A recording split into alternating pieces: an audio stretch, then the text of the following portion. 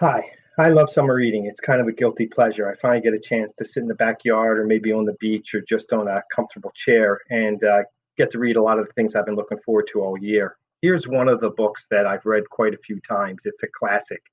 It was written in 1884 by a guy named Edwin Abbott. It's called Flatland.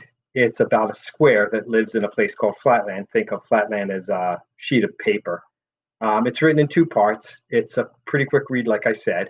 The first part is a satire of Victorian society, which is the society that this guy lived in. In the flatland society, your value is determined by how many sides you have. So a square is more valuable than a triangle. A pentagon's more valuable than a square.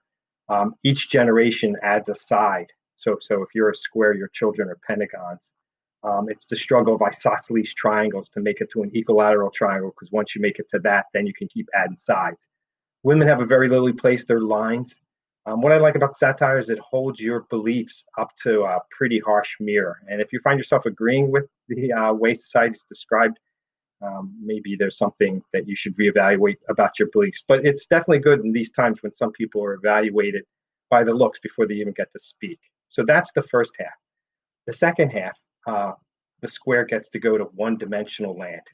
And he tries to describe his own world to the king of one dimensional land. He gets frustrated that the king doesn't understand what he's saying. And then he gets to go to Spaceland and understand that. And once he's been to Spaceland, he can understand multi dimensions. And he's so excited by his knowledge, he wants to share with his whole world. And it doesn't really end too well for him. So I won't give too much away. But it's a really quick read. The version I have is 100 pages long, and it was really quick to get through. So it's definitely something to enjoy. Like I said, I really like summer reading. I can flash a couple of things. I've got a favorite author, Marco Livio. He's got a couple of great books, Brilliant Blunders, which people like Einstein, what are mistakes that they made? So even smart people make mistakes. My favorite chapter is the one on figuring out how old the Earth is.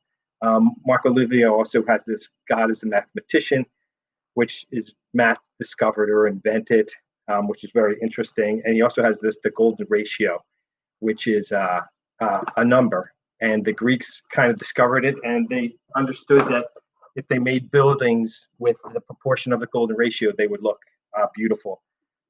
Also, some history books, To End All Wars. It's about the peace movement in World War One and why did we have that war, and actually gets up into women's suffrage as well, which is interesting. And the thing I'm currently trying to get through is Spooky Action at a Distance, which is on uh, quantum physics essentially. So I like to bounce around a lot. Hopefully, you guys will as well. Summer's a great time to kind of push the boundaries. I like to switch between histories. You can see some history books behind me as well. So enjoy your summer and come back refreshed for the new year.